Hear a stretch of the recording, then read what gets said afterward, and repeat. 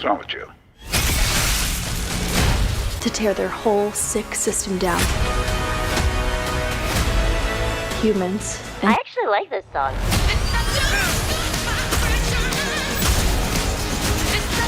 Stuck on this!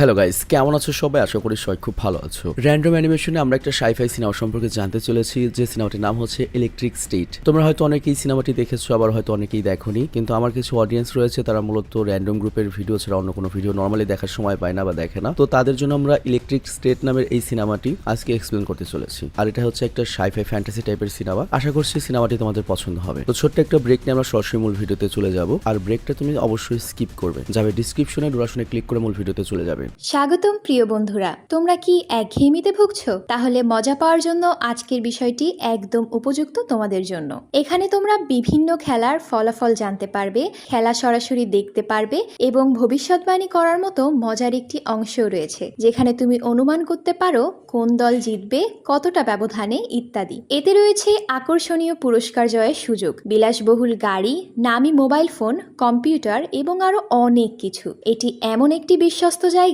যেটি PSG এর মতো আন্তর্জাতিক খেলার দলের পৃষ্ঠপোষকতা পেয়েছে, তাই এতে কোনো সন্দেহের সুযোগ নেই। নতুন কিছু খেলার সংযোজন হয়েছে, যেমন দ্রুতগতির চ্যালেঞ্জ খেলা ও মুরগির পথ চলা খেলা, যেখানে সহজেই খেলে আনন্দ নেওয়া যায়। আর হ্যাঁ, যদি তুমি আমাদের প্রচারমূলক সংকেত ব্যবহার করে নিবন্ধন করো, তাহলে পেতে পারো 12,000 টাকা পর্যন্ত পুরস্কার একদম বিনামূল্যে। সঙ্গে থাকবে প্রথম জমাই অর্থের পর বিনামূল্যে ঘূর্ণনের সুযোগও। অর্থ গ্রহণ ও প্রেরণ করা যাবে খুব সহজভাবে, নগদ, বিকাশ, রকেট, ব্যাংক হিসাব সহ আরো অনেক মাধ্যমে। তাই আর দেরি না করে উপরে থাকা স্থায়ী মন্তব্যে ক্লিক করো, সেখানে নিবন্ধনের প্রক্রিয়া রয়েছে।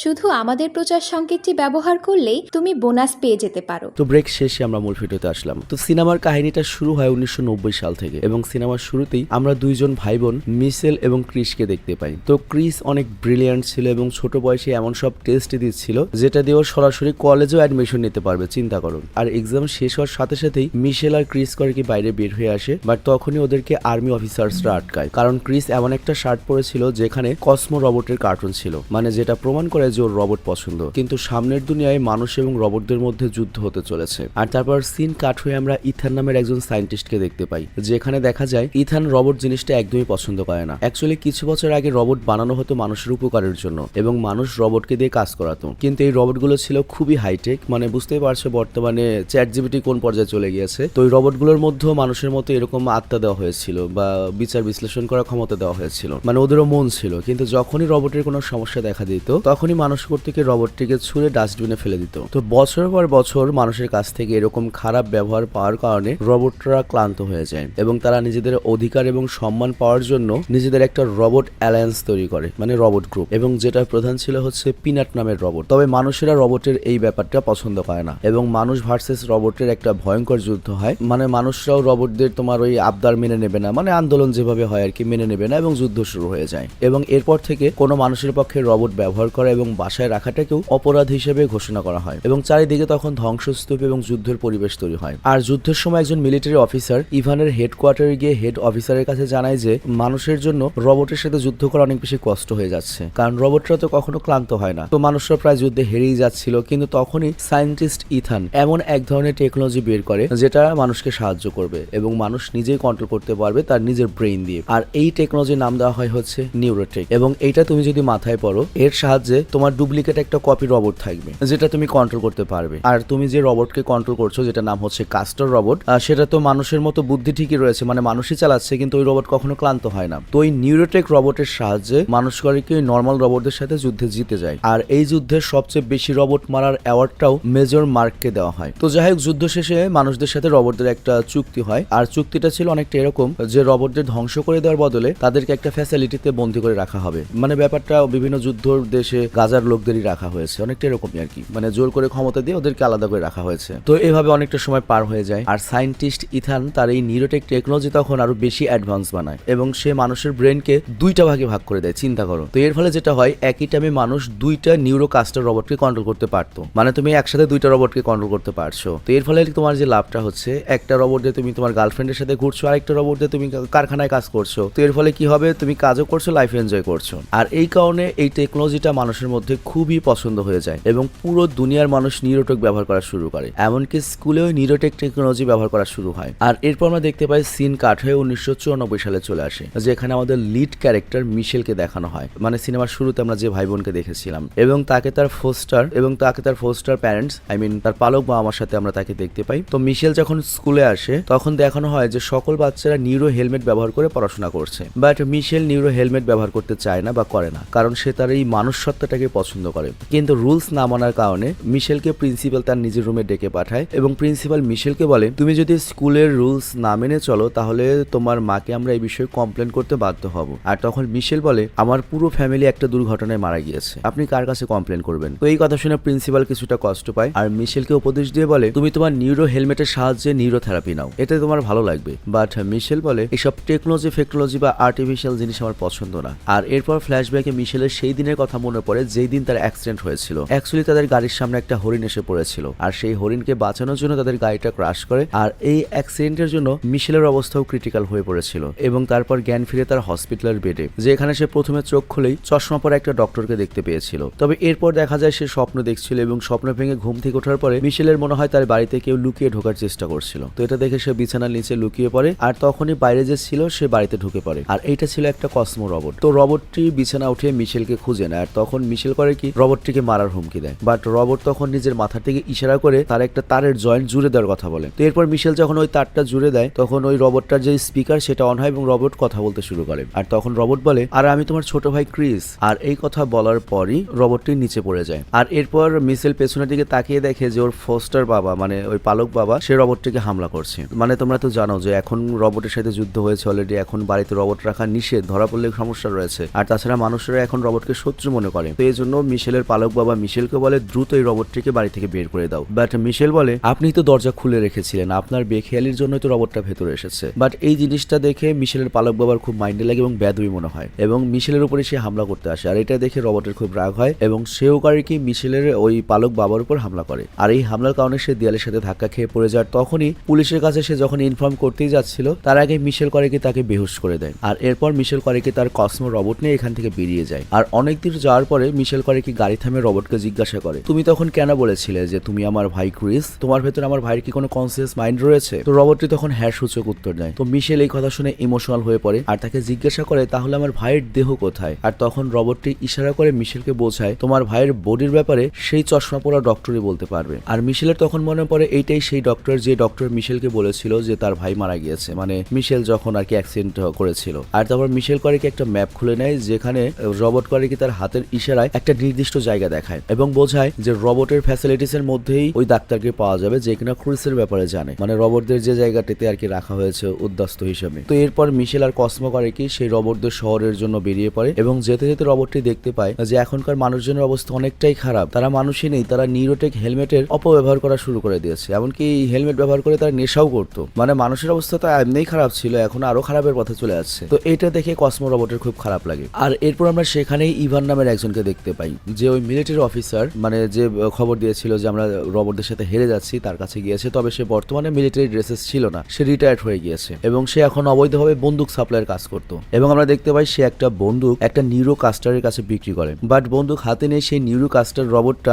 বন্দুকের দাম দিতে অস্বীকার করে, কারণ বুঝতেই পারছো আমি তো ঘরে বসে রয়েছি আর আমি পাঠিয়েছি রবট, তো ওখানে মরলে আমার রবট মরবে, আমার টেনশন কি। এবং সে ইভানের বন্দুক নিয়ে ইভানকে হুমকি দিতে শুরু করে এবং রবটটি ইভানকে প্রায় প্রাণেই যখন মেরে ফেলবে তখনই পেছন থেকে অন্য কেউ করে কি নিউরো রবটের উপর হামলা করে এবং তাকে নিষ্ক্রিয় করে দেয়। আর যে রবটটা হামলা করে ওই নিউরো কাস্টার রবটকে নিষ্ক্রিয় করে দিল সেটা মূলত ইভানের আবার বন্ধু রবট ছিল এবং যদিও বর্তমানে নিষেধ রবট রাখা, তবে তারপরে ইভান অবৈধভাবে নিজের কাছে এই রবটটা রেখেছিল। তো যাই হোক, এরপর ইভান আর তার ব্যক্তিগত রবটটা মিলে করে কি ওই নিউরো কাস্টার রবটটিকে একটা ট্রাকে উঠিয়ে নেয়। আর এই সুযোগ নিয়ে মিশেল আর কসমো রবটও করে কি লুকিয়ে ওই ট্রাকে উঠে পড়ে। কারণ তারাও জেনেছিল যে এরা এখন ওই রোবট ফ্যাসিলিটিস এর মধ্যে যাবে, মানে যেখানে রোবটদের আটকে রাখা হয়েছে। আর এরপর জানা যায় জ্ঞান ফেরার পরে মিশেলের যে ফোস্টার বাবার ছিল সে পুলিশের কাছে কমপ্লেন করেছিল যে মিশেলের কাছে একটা কসমো রোবট রয়েছে, আর সেই কসমো রোবটকে মারার জন্য সরকার এরপর মার্ককে হায়ার করে, যে রোবট মারার জন্য অ্যাওয়ার্ড পেয়েছিল। আর তারপর সেও করে কি মিশেলের পিছনে চলে যায়। আর এই দিকে দেখানো হয় ইভান যেখানে সে ট্রাকটা থামায় এটা তার বাড়ি ছিল,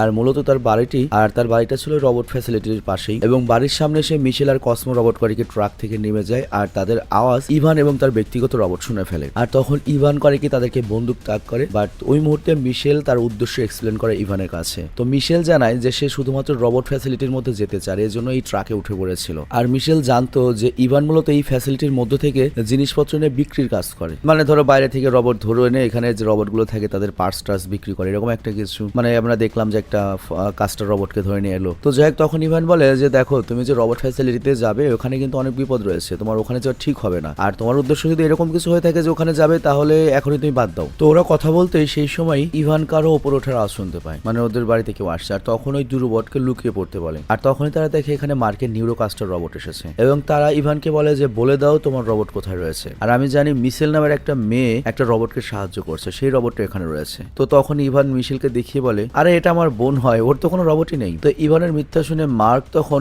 ইভানের উপর হামলা করে দেয়, এবং এটা দেখে ওই দুইটা রোবটের অনেক রাগ হয়ে যাবেন, কসমো রোবট এবং ইভানের রোবটটা, এবং তারা দুজনে করে কি মার্কের কাস্টার রোবটের উপর হামলা করে। আর সুযোগ বুঝে মিশেলও করে কি এখানকার লাইট অফ করে দেয়, এবং আমরা দেখতে পারা চারজন মিলে মার্কের যে নিউরোকাস্টার রোবট রয়েছে সেটাকে জিনিসপত্র নিচে ফেলে সেখান থেকে পালিয়ে যায়। আর এই দিকে আমরা বাস্তব দুনিয়ায় দেখতে পাই যে মার্ক তখন রেগে তার নিউরো হেলমেটটা খুলে ফেলে এবং সিদ্ধান্ত নেয় সে নিজেই যাবে ওদের সাথে ফাইট করতে। আর এরপর চারজন পালিয়ে এমন একটা জায়গায় পৌঁছায় যে জায়গাটা অনেক ভয়ঙ্কর ছিল, এবং ইভান তো অনেক ঘাবড়ে যায় কারণ এখান থেকে বের হওয়ার কোনো রাস্তা ছিল না। আর তখন ইভান মিশেলের উপর রেগে যায় যে তোমার জন্য বিপদে পড়লাম। আর তখনই সেখানে ক্যাভেঞ্জার্স রোবটরা চলে আসে। আর এই ক্যাভেঞ্জার্স রোবটরা কি জানো, এরা হচ্ছে মনে করো ছিনতাইকারী, মানে তারা খারাপ রোবট, এবং তারা করে কি অন্য রোবটকে মেরে তাদের ভালো পার্টস গুলো নিয়ে নিজেদের মধ্যে লাগিয়ে লাইভ বৃদ্ধি করে বা ব্ল্যাক মার্কেটে বিক্রি করে দেয়, মানে সবারই চাহিদা রয়েছে। আর এরপর এই দিক ওই দিক দেখার পরে ইভান করে কি অনেক বড় একটা রোবট আর একটা গাড়ি দেখতে পায়। তো এই বড় রোবটটাকে ইভানের যে ছোট রোবট ওটা কন্ট্রোল করতে শুরু করে। আর এরপর চারজন যখন সেখান থেকে বেরিয়ে যাচ্ছিল তখন মিশেল একটা রিকোয়েস্ট করে বসে, সে বলে আমি এমন একটা ডক্টরকে চিনি যে এখানেই থাকে, আর সে এখান থেকে অবশ্যই বের হওয়ার পথ জানবে, তো তুমি যদি আমাকে সাহায্য করো তাহলে আমরা একসাথে এখান থেকে বেরোতে পারবো। তো ইভান তখন মিশেলকে সাহায্য করতে রাজি হয়ে যায়, এবং ওরা একটা গাড়িতে চড়ে বসে। আর সেই গাড়িতে ছিল না কোনো চাকা, তখন ওই গাড়িটাকে বড় একটা রোবট হাতে নিয়ে চলছিল। আর আমরা তো জানি এই বড় রোবটকে কে কন্ট্রোল করছিল, ইভানের যে ছোট্ট রোবটটা। তো মিশেল তখন ইভানকে জিজ্ঞাসা করে যে তোমার এই রোবটটা কই থেকে তুমি পেয়েছো। তো ইভান তখন বলে এই রোবটটাকে আমি যুদ্ধের সময় পেয়েছি, এবং আমি রোবটের বিরুদ্ধে যখন যুদ্ধ করছিলাম আমার 2 পা আহত হয়ে যায়, এবং আমি মারাই পড়তাম সেদিন যদি এই রোবটটা আমাকে সাহায্য না করতো। আর আমি আজও বেঁচে রয়েছি ওর জন্যই, এবং সুস্থভাবে বেঁচে থাকতে পারছি, হাঁটতে পারছি ওর জন্য, এবং আমার জীবনে ওর অনেক অবদান রয়েছে। আর এই কারণে সবসময় ওকে আমি সাথে রাখি, এবং যুদ্ধ শেষ হওয়ার পরে যখন থেকে রোবট নিষিদ্ধ করা হয়েছে তখন থেকে আমি নিজেও ওর সাথে এখানে এসে লুকিয়ে থাকছি। আর এরপর সিন কাট হয়, আমাদের সায়েন্টিস্ট ইথানকে দেখানো হয় যে তার মায়ের কাছে ছিল, এবং সে তার মায়ের সাবকনসিয়াস মেমোরিটা দেখতে পায়। সে দেখতে পায় তার মায়ের মেমোরি লস হচ্ছে, মানে তার যে সিস্টেম সে তৈরি করেছে, মানে নিউরোটেক, সেই সিস্টেমে মূলত গ্লিচ দেখা দিচ্ছে। তো সে যখন এটার কারণ খুঁজতে যায় তখন সে দেখে যে এই সমস্যাটা মূলত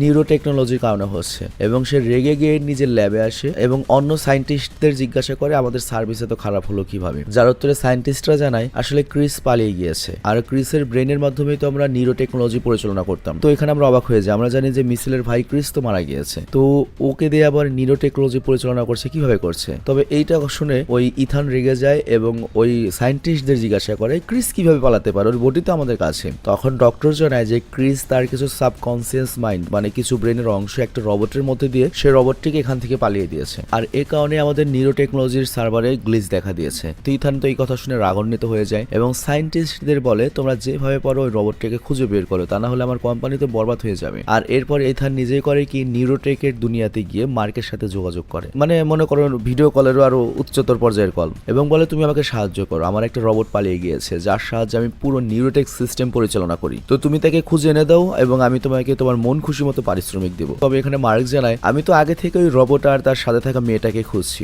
আর তখন ইথান বলে আচ্ছা ঠিক আছে, তুমি যদি ওই মেয়েটিকে খুঁজে পাও ওকে ধরে জেলে বন্দি করে দাও, কিন্তু রোবটটা সরকারকে দিও না, রোবটটা আমাকে দেবে। তবে আমরা জানি যে এই মেজর মার্কের যে পুরনো নিউরোকাস্টার শুটটা ছিল সেটা কিন্তু অলরেডি মিশেল আর তার সাথীদের সঙ্গে লড়াই করতে গিয়ে বরবাদ হয়ে গিয়েছে। তো এটা শোনার পরে বিজ্ঞানী ইথান করে কি ওকে নতুন টেকনোলজির একটা নিউরোকাস্টার শুট দেয়, সম্পূর্ণ সম্পূর্ণ ফ্রিতে। আর এরপর সিন কাট হয় এবং আমরা দেখতে পাই মিশেল ওর সাথীদের সাথে একটা আজব জায়গায় এসে দাঁড়িয়েছে। বাট তখনই হঠাৎ করে কেউ ফ্রিজ তুলে ওদের উপর হামলা করে, আর এই কারণে ওদের যে বড় রোবটটা সেটা আহত হয়। এবং কিছু সময় পরে আমরা দেখি অনেকগুলো রোবট সৈন্য এসে ওদেরকে বন্দী করে নিয়ে যায় এবং ওদেরকে নয় হচ্ছে ডক্টর পিনাটের কাছে, যে সকল রোবটদের লিডার ছিল। তো মিশেল তো ডক্টর পিনাটকে দেখে অবাক হয় এবং ভাবে সে এখনো জীবিত রয়েছে। তো যাই হোক, এরপর ডক্টর পিনাট ওদেরকে জিজ্ঞাসা করে তোমাদের এখানে আসার উদ্দেশ্য কি। নর্মালি তো মানুষ এখানে আসে হচ্ছে আমাদেরকে মারার জন্য, বাট মিশেল জানায় আমি এখানে কাউকে মারতে বা ক্ষতি করার জন্য আসিনি, আমি শুধুমাত্র একজন ডক্টরকে খুঁজতে এসেছি যে এই ফ্যাসিলিটির মধ্যেই থাকে। আর তখন ডক্টর পিনাট জানায় হ্যাঁ, এখান থেকে অনেকটা দূরে একটা সেফ হাউস রয়েছে, হয়তো সেখানে সে থাকতে পারে। আর এরপর ডক্টর পিনাট মিশেলকে জিজ্ঞাসা করে তুমি সেই ডক্টরকে কেন খুঁজছো। আর তখন মিশেল বলে আমি আসলে আমার ভাইকে খুঁজে পেতে চাই এবং আমার ভাইয়ের সাবকনসিয়াস মাইন্ডের কিছু অংশ এই কসমো রোবটের মধ্যে রয়েছে, আর আমি খবর পেয়েছি যে আমার ভাইয়ের বডিও ইথান কোম্পানির কাছে রয়েছে। তো তখন ডক্টর পিনাট আশ্চর্য হয়ে যায় এবং বলে ওরা একটা বাচ্চাকে ফ্যাসিলিটিতে রেখে কি করবে, কেন তোমার ভাইয়ের বডি আটকে রাখতে পারে। কিন্তু এটার উত্তর তো মিশেলের কাছেও ছিল না। আর এরপর দেখানো হয় যে মিশেল আর ইভান সামনে এগিয়ে যাওয়ার জন্য প্রস্তুত হয়। তখন ডক্টর পিনাট করে কি মিশেলদের সাহায্য করার জন্য তার কিছু সৈনিক রোবট দিয়ে দেয়। আর তারপর ওরা সবাই একটা বাদাম আকৃতির গাড়িতে করে নিজেদের গন্তব্যের উদ্দেশ্যে বেরিয়ে পড়ে, মানে ওই ডক্টরের সাথে দেখা করার জন্য। আর তারপর আমরা দেখি মার্ক এই ফ্যাসিলিটির মধ্যে চলে এসেছে তার নিউরোকাস্টার রোবট নিয়ে। আর ওইদিকে ওরা তো গন্তব্যে পৌঁছায়, কিন্তু তখন ওদেরকে অনেকগুলো ওই গুন্ডারা ধরে ফেলে, মানে যারা আর কি ছিনতাইকারী। কিন্তু ওরা ওদেরকে কোনো ক্ষতি করার আগে একটা গান বাজতে থাকে এবং একটা সিক্রেট ডোর ওপেন হয় এবং সেই সিক্রেট ডোরের উপর স্লিপ করে মিশেল এবং তার সকল সাথীরা ডক্টর কিওনের কাছে গিয়ে পৌঁছায়, মানে যাকে খুঁজতে মিশেল এখানে এসেছে। তো ডক্টর কিওন ওকে কিছু জিজ্ঞাসা করার আগেই মিশেল ওর কাছে জিজ্ঞাসা করে যে আমার ভাই কোথায়, আপনি না বলেছিলেন আমার ভাই মারা গিয়েছে, তাহলে ওর এখনো জীবিত রয়েছে কিভাবে, আর আপনি কেন বলেছেন আমার ভাই মারা গিয়েছে। তো ডক্টর কিওন তখন জানায় তোমার ভাই সায়েন্টিস্ট ইথানের ল্যাবে রয়েছে। তো মিশেল জিজ্ঞাসা করে কেন, কি কারণে ওকে ল্যাবে রাখা হয়েছে। আর তখন ডক্টর কিওন বলে দেখো আজ থেকে 4 বছর আগে মানব জাতি রোবটের সাথে যুদ্ধে হেরে যাচ্ছিল, আর তখনই তোমার আর ক্রিসের অ্যাক্সিডেন্ট হয়। আর এরপর আমরা ট্রিটমেন্টের জন্য যখন ক্রিসের এমআরআই রিপোর্ট দেখতে পাই তখন আমরা দেখি যে ও মানব জাতির যে কারোর চেয়ে অনেক বেশি জিনিয়াস। মানে তোমাদের নিশ্চয়ই মনে আছে সিনেমার শুরুতেই বলা হয়েছিল ও যখন প্রাইমারি স্কুলে পড়ে তখনই ও কলেজে যেতে পারবে এরকম লেভেলের জিনিয়াস, এবং এই জিনিয়াসনেস ছিল মূলত গড গিফটেড এবং ওর পাওয়ারটাই তখন আমাদের সাপোর্ট হয়ে গিয়েছিল এবং ক্রিসের ব্রেইনের পাওয়ার দিয়ে আমরা নিউরোটেক টেকনোলজিটা আবিষ্কার করেছিলাম। তো মিশেল এটা শুনে অনেক রেগে যায় এবং বলে তাহলে আপনি কেন আমাকে মিথ্যে বলেছিলেন যে ও মারা গিয়েছে। আর তখন ডক্টর কিওন তার রোবোটিক ব্রেইন দিয়ে মিশেলকে সম্পূর্ণ অতীত দেখায়, যেখানে আমরা দেখি ক্রিস কোমায় ছিল এবং তার বডির সাহায্যে ব্রেইনকে ব্যবহার করা হচ্ছিল। আর ডক্টর কিওন বলে ওই দিন যদি আমরা ওকে আর্টিফিশিয়ালি জীবিত না রাখতাম বা নিউরোটেক আবিষ্কার না করতাম তাহলে ক্রিস সেই দিনই মারা যেত। আর তখন মিশেল বলে সেটাই ভালো হতো, ওকে আপনি মরতে দিতেন, তবুও ওর পাওয়ারের অপব্যবহারটা আপনারা করতেন না। কিন্তু তখন ডক্টর কিওন বলে কিভাবে ওকে মরতে দেবো, তো সম্পূর্ণ মারা যায়নি, এমন কেউ আমার হাত নাড়িয়ে আমাকে হাত ধরার চেষ্টা করেছিল। আর তখন আমার মনে হয়েছে যে আমি একটা বাচ্চাকে ইউজ করছি এই ধরনের একটা টেকনোলজির জন্য, আর এই জন্য আমি সেই দিন থেকে নিউরোটেক প্রোগ্রামকে বন্ধ করার চেষ্টা করছিলাম, কিন্তু ইথান মানতে চাইনি, আর এই কারণে সে আমাকে কোম্পানি থেকে বের করে দিয়েছে। আর তারপর ডক্টর কিওন আবারও বলে যে আমিই তো তোমার এই কসমো রোবটের মধ্যে ক্রিসের ব্রেনের কিছুটা কানেকশন করিয়ে দিয়েছি, তুমি কি মনে করেছো তুমি আমাকে খুঁজে এখানে এসেছো, না আমি তোমাকে এখানে নিয়ে এসেছি। তবে এত কিছু শোনার পরও মিশেল খুশি হয় না, উল্টো ডক্টর কিওনকে জিজ্ঞাসা করে এগুলোর পেছনের কারণ কি সেটা বলুন। তো ডক্টর কিওন তখন বলে আমি মূলত চেয়েছিলাম যে ক্রিস এই রোবটের মধ্যে তার কনসিয়াসটা যাতে তৈরি করে এবং ওর বডি না থাকলেও মানব দেহ ইউজ করতে না পারলেও ওর ব্রেনটা অন্তত একটা রোবটের মধ্যে জীবিত থাক এবং ও তোমাদের সাথে বাঁচতে পারুক। তো এই কথা শুনে মিশেল কান্না শুরু করে দেয় এবং বলে আমার ভাই আমার সব ছিল, আমাদের কোনো রোবটের প্রয়োজন ছিল না। এবং ইভানেরও এইসব কাহিনী শুনে ডক্টর কিওনের উপর অনেক রাগ হয় এবং ডক্টর কিওনকে মারতে শুরু করে। তবে এখানে ডক্টর কিওনকে দেখে আমি কিন্তু জ্যাকি চ্যান মনে করেছিলাম, এটা কিন্তু জ্যাকি চ্যান নয়। তো যাই তখনই দেখানো হয় যে মার্কো এই ফ্যাসিলিটিসে পৌঁছে গিয়েছে, আর সিসিটিভিতে এই দৃশ্য দেখে তো ওই রোবট পিনাট ভয় পেয়ে যায়, লিডার, এবং মার্ক এখানে একটা বোম ব্লাস্টিং ঘটিয়ে ফ্যাসিলিটির মধ্যে এন্ট্রি নেয়, কিন্তু অন্ধকারের সুযোগ নিয়ে অন্যদের উপর হামলা করে। কিন্তু এইবারের মার্কের যে নিউরোকাস্টার রোবট এটা ছিল সর্বোচ্চ শক্তিশালী, তো হামলার কোনো প্রভাবই পড়ে না মার্কের নিউরোকাস্টার রোবটের উপর। আর তাছাড়া মার্ক তার পুরো ফোর্স নিয়ে এসেছিল এবং এর ফলে লড়াই শুরু হয় এবং এই নতুন নিউরোকাস্টার রোবটগুলো পুরনো এইসব ওল্ড মডেলের রোবটগুলোকে কিন্তু ধূপধাপ মারছিল। তো এমন পরিস্থিতিতে তখন ডক্টর মিশেলকে বলে তুমি এই রোবট নিয়ে এখান থেকে পালিয়ে যাও। তবে মিশেল সেখান থেকে পালানোর আগেই মার্কের নজর পড়ে ওর উপর, আর মার্ক তখন পেছন থেকে ওই রোবটের হাত ধরে উড়ে যায়, মানে তোমার ওই ক্রিসের যে সাবকনসিয়াস মাইন্ড রয়েছে যে রোবটের মধ্যে সেটা নিয়ে যায়। তো এইখানে আমরা দেখতে পাই একটা বিধ্বস্ত অবস্থা এবং সবাই ল্যাটাপ্যাটা হয়ে পড়ে রয়েছে। আর অন্যদিকে দেখানো হয় মার্ক সেই রোবটটিকে নিয়ে ইথানের কাছে আসে, যা থেকে ইথান খুবই খুশি হয় এবং সে ওই রোবটকে বলে তুমি আর ক্রিস আমাকে অনেক বিরক্ত করেছো, ভবিষ্যতে কিন্তু আর এরকম করো না। আর তারপর একটা ডক্টর করে কি সেই কসমো রোবটকে মেশিনে শুয়ে দেয়, আর তারপর সেই রোবটের মধ্যে থেকে সাবকনসিয়াস আবারও ক্রিসের বডির মধ্যে ঢুকিয়ে দেওয়া হয়। আর মার্ক যখন এগুলো এগুলো দেখে সে খুব অবাক হয়ে যায় যে ইথান একটা বাচ্চার ব্রেনের কি অপব্যবহারটা করছে। তো ইথানকে যখন সে জিজ্ঞাসা করে সে মার্ককে জানায়, দেখো এই বাচ্চার ব্রেনের জন্যই তো আমি নিউরো টেকনোলজি আবিষ্কার করতে সক্ষম হয়েছি এবং পুরো মানবজাতিকে বাঁচাতে পেরেছি। আর এরপর আমরা মিশেলকে দেখতে পাই ও তো ওই কসমো রোবটকে হারিয়ে অনেক বেশি হতাশ হয়ে গিয়েছে। আর তখন ওর বন্ধুরা এখানে আসে আর কি, মানে ইভান এবং বাকি রোবটরা, এবং তারা মিশেলকে সান্ত্বনা দেয় যে আমরা সবসময় তোমার পাশে রয়েছি এবং আমরা দুজন মিলে ক্রিসকে বাঁচিয়ে নেব এবং ইথান ওই শয়তানের সত্যতা সবার সামনে নিয়ে আসবো। তবে তাদের এখন প্রথম মিশনটা ছিল এই ফ্যাসিলিটি থেকে বের হওয়া, আর এর জন্য তারা পিনাটের একটা রোবটের কাছে আসে এবং যার বাইরে যাওয়ার রাস্তা জানা ছিল, মানে এই রোবটের কাছে অনেক তথ্য ছিল। তো সে মিশেলকে জানায় পুরো নিউরোটেক মূলত তোমার ভাইয়ের ব্রেনের সাহায্যে চলে এবং তোমার ভাইয়ের যদি একবার কনসিয়াস চলে আসে, আই মিন জ্ঞান ফিরে পায়, তাহলে পুরো নিউরোটেক বন্ধ হয়ে যাবে। তো এটা শুনে মিশেল বলে তাহলে তো খুবই ভালো খবর, তাহলে তো এভাবে খুব সহজে আমরা নিউরোটেককে বন্ধ করতে পারি। তো যেই রোবট মিশেলকে এইসব তথ্য দেয় সেই রোবট বলে আমিও তোমাদের সাথে মিশনে যাব, কিন্তু পিনাট বলে না তুমি এটা যাবে না, কারণ পিনাট বলে তুমি যদি এখানে যাও তাহলে যেটা হবে ওরা রোবটদের শত্রু মনে করবে, যুদ্ধ আবারও রোবট মানুষের শুরু হবে, ওরা মানুষেরা যুদ্ধ করুক। আমরা তো কোনো যুদ্ধ চাই না, আমরা জাস্ট সম্মান আর শান্তি চেয়েছিলাম, এখনো তাই চাই। বাট তখন মিশেল বলে আমরা তো সেটাই আনতে চাচ্ছি, আর এর জন্যই তো আমরা আরেকবার কৌশলের সাথে লড়াই করব, মানে আমরা ওই শয়তানটাকে শেষ করে দেবো। তো এরপর পিনাট সহ বাকি রোবটরা মিশেলের পয়েন্ট বুঝতে পারে এবং তারাও করে কি পিনাটকে মানিয়ে নেয়। তো এভাবেই সবাই এই মিশনের সদস্য হয়ে যায় এবং সবাই এই মিশনের জন্য প্রস্তুত হয়ে একটা গোল শেপের স্পেস বানিয়ে শহরে এসে পৌঁছায় যেখানে ইথানের ল্যাব রয়েছে। তো তারা তাদের সাথে বড় একটা রোবট নিয়ে আসে, যে রোবটটা শহরের গাড়িগুলোকে খেলনার মতো ছুঁড়ে ছুঁড়ে ইথানের ল্যাবের উপর হামলা করে। তো ভেতরে বসে ইথান যখন এসব দেখতে পায় তখন সে মার্ককে মিশন দেয় যে মার্ক যেন এখনই তার ফোর্স নিয়ে ওদেরকে খতম করে দেয়। আর এইদিকে আমরা দেখি ওই বড় রোবটটিকে কিন্তু ইথান কন্ট্রোল করছিল, আর তখনই ইথানের সামনে অনেকগুলো অ্যাডভান্স নিউরো কাস্টার রোবট এসে পড়ে যারা ওর রোবটটিকে ক্ষতি করার চেষ্টা করে, কিন্তু শেষ পর্যন্ত ইভানের রোবটটা ধ্বংস হয়ে যায় এবং এর সাথে ইভানও মারা যেতে পারতো, কিন্তু তার আগে ইভান রোবটের মধ্যে থেকে ল্যাব দিয়ে বাইরে বেরিয়ে আসে। আর এখানে দেখা যায় যে পিনাট একটা বড় রোবটকে কন্ট্রোল করে এইদিকে নিয়ে আসে এবং বাকি সব কসমিক রোবট মানে যেগুলো ছিনতাইকারী তারাও নিউরো কাস্টারের সাথে লড়াই করা শুরু করে। আবার ওইদিকে সবার ধ্যান যখন লড়াইতে ছিল তখন মিশেল এই সুযোগ ব্যবহার করে ল্যাবের ভেতরে প্রবেশ করে এবং মিশেল তার রোবটকে ব্যবহার করে সেখানে থাকা ডক্টরদের ভয় দেখিয়ে সেখান থেকে তাড়িয়ে দেয়। আর এরপর সে সেখানে রাখা একটা নিউরো কাস্টার হেলমেট পরে নেয় যেটার সাহায্যে সে তার ভাইয়ের সাথে কানেক্ট হতে পারবে। আর এদিকে বাইরে দেখা যায় মার্ক তার অনেক বড় একটা নিউরো কাস্টার শুট পরে আসে যার সাহায্যে সে লড়াইয়ের ময়দানে হাঙ্গামা শুরু করে দেয় এবং মার্ক সবাইকে মারতে মারতে ফাইনালি ওই রোবটদের যে প্রধান পিনাটের সামনে এসে উপস্থিত হয়। আর পিনাট তখন মাত্র একটা কাস্টার রোবটকে মেরে ফ্রি হয়েছিল, কিন্তু মার্ক এরপর পিনাটের উপর বন্দুক তাক করে এবং জিজ্ঞাসা করে তুমি এখানে কেন লড়াই করছো। আর তখন পিনাট বলে স্বাধীনতা থেকে বড় আর কিছুই নেই। আর তখন মার্ক বলে মৃত্যুও নয়। আর তখন পিনাট বলে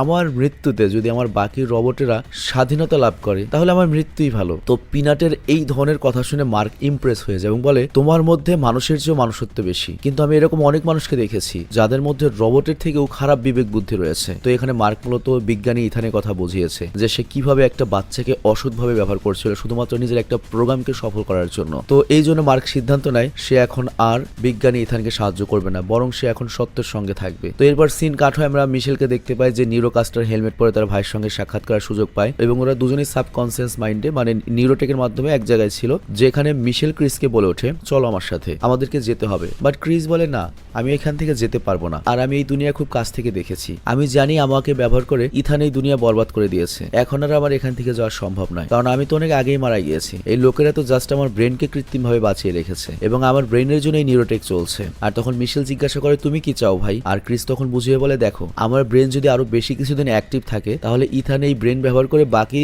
দুনিয়াটুকু ধ্বংস করে ফেলবে, এর চেয়ে ভালো হয় তুমি আমাকে মেরে ফেলো এবং আমার ব্রেনটাকে ডিঅ্যাক্টিভেট করে দাও যাতে নিউরোটেক বন্ধ হয়ে যায়, সাথে এই ধ্বংসলীলা বন্ধ হয়, মানবজাতি বেঁচে যায়। তবে মিশেল এসব করতে রাজি হয় না। বাট ক্রিস তখন বলে তোমার কি মনে আছে তুমি আমাকে বলতে যে আমরা দুনিয়া বদলে ফেলতে পারি, তো সেই দুনিয়া বদলে ফেলার কাজে তুমি আজকে আমাকে হেল্প করো। তো এই কথা বলে মিশেল আর ক্রিস একে অপরকে জড়িয়ে ধরে। আর এরপর সিন কাট হয়ে আসল দুনিয়ায় দেখানো হয় যেখানে মিশেলের জ্ঞান ফিরে আসে এবং এরপর সামনে এগিয়ে গিয়ে ওর ছোট ভাই ক্রিসের বডির সাথে যুক্ত সকল মেশিন অফ করে দেয়, যার ফলে ক্রিস সম্পূর্ণরূপে মারা যায় এবং নিউরোটেক ধ্বংস হয়ে যায়। আর বাইরে দেখানো হয় ইভানের আর্মি রোবটরা হেরে যাচ্ছে এবং ইভান দেখে তার যে রোবটটা ছিল সে অনেক বেশি ড্যামেজ হয়ে পড়ে আছে। আর তারপরে এক ঝটকায় সকল নিউরোটেক রোবটগুলো বন্ধ হয়ে যায়, মানে নিউরোকাস্টার রোবটগুলো ভেঙে পড়ে। এই কারণে ইভানরা যুদ্ধে জিতে, আর তখন ওরা অনেক খুশি ছিল এবং খুশির জন্য অনেক জোরে চিৎকার করতে থাকে, কিন্তু তখনই ওর নিজের রোবট টিমের কথা মনে পড়ে যে কে কে বেঁচে রয়েছে। তো এরপরও যখন দেখে যে পুরো টিমের অবস্থা খুব খারাপ তখন জয় দুঃখে পরিণত হয়, মানে ইভানের প্রিয় রোবটটা শেষ হয়ে গিয়েছে। বাট তখন ওই ইভানের রোবটের ভেতর থেকে আরেকটা ছোট্ট ভার্সনের রোবট বের হয়। ভাই